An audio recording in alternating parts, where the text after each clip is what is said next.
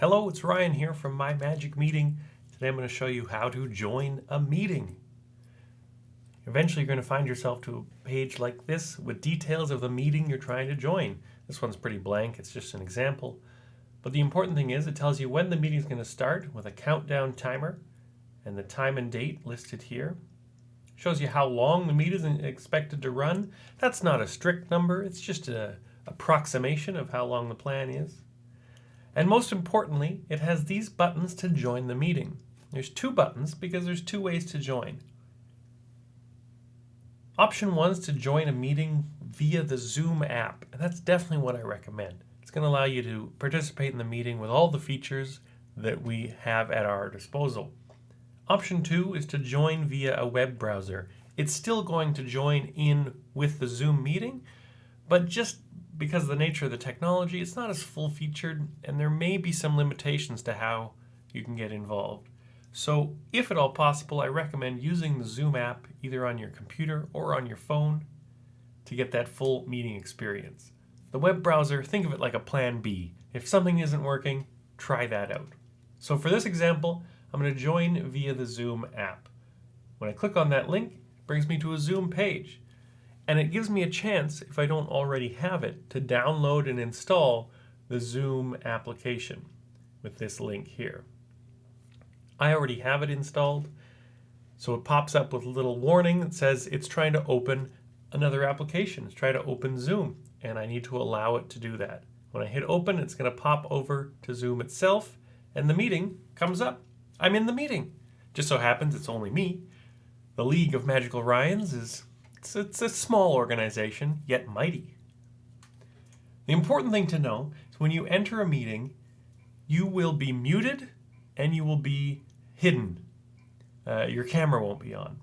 And the reason this happens is so you don't interrupt the meeting. If someone's already speaking, you don't want to come in, and it's like being polite. You don't want to come in and move your chair and make squeaky noises and hang up your coat and just disrupt the meeting. So this allows you to sneak in quietly.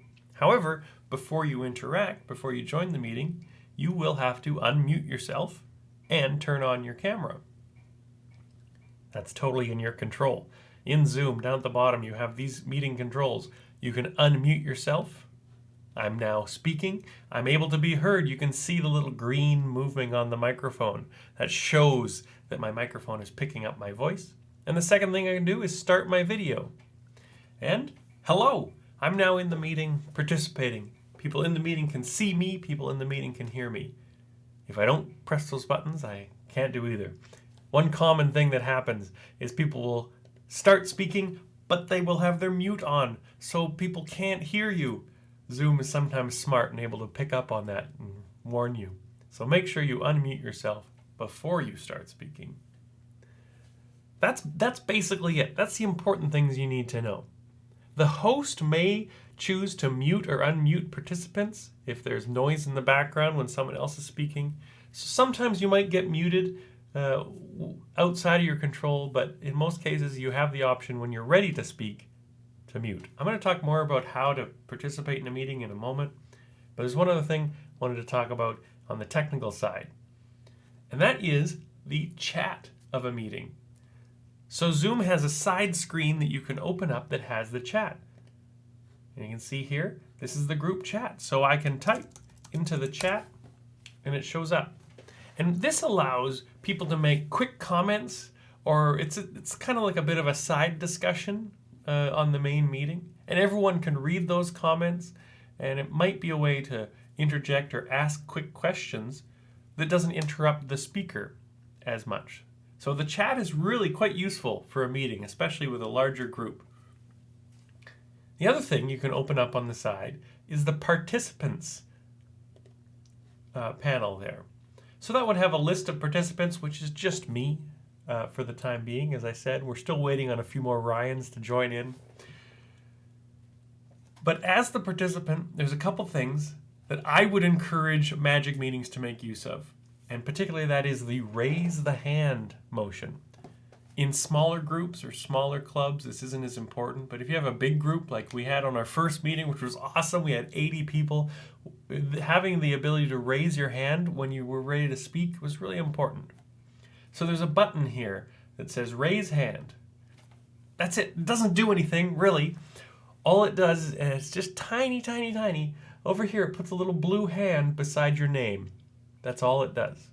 However, the host of the meeting or the person speaking can see that because that bumps you to the top of the list as well. So the host can see that someone has their hand raised and they can say, oh, Ryan, you have a question or a comment. So it's just a polite way to, just as you would in a meeting, to raise your hand, say, I have something I'd like to say. And so the host can invite you then to enter. And that idea of the host inviting people, oh, and should make a note, you can lower your hand if you just hit that button again, put your hand back down. But that idea of inviting people to speak is really important, because just to the slight delay in a Zoom or online meeting, it's really hard to just quickly jump in. You don't pick up on the same cues as you do in person. So it's much smoother if you can have a host who can say, oh, Brian has a question, or Jeff has a question, or Sandra has a question. And then there's not that awkward. It's like two people on the sidewalk where one is walking this way and then they start doing this, trying to get. So having a host that's just going to invite people and having participants that are a little bit patient to wait for their turn to speak is going to make your meeting run a lot better. I think that's about everything there is to cover. Otherwise, join in, enjoy your meeting. One thing about this. As an attendee, and this won't show quite as well because it's just me, you have control over what you see. There's kind of two main views in Zoom. There's the speaker view and then the group view, I think they call it. And, I can't even do it because there's only me here. But it allows you to show whether you want everyone to see everyone in little squares, or you just want to see the one person speaking in the full frame screen. And you can choose to go between that. And Zoom will automatically pick up on whoever's speaking on their microphone and show you the speaker. So you can choose whether you want to see everyone all at once or just the person speaking. Totally in your control. I think that's it. That's everything I have to tell. Come on in and enjoy your magic meetings and keep sharing that magic even in times when you can't get together in person.